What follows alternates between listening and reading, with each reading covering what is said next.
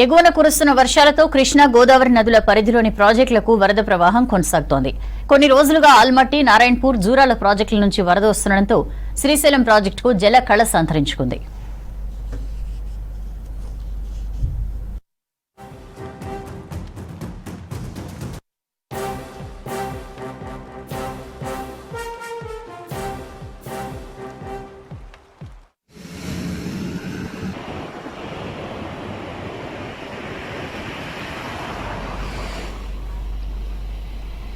మహారాష్ట్రలో వర్షాలు కురుస్తుండటంతో గోదావరి ఉధృతంగా మారింది.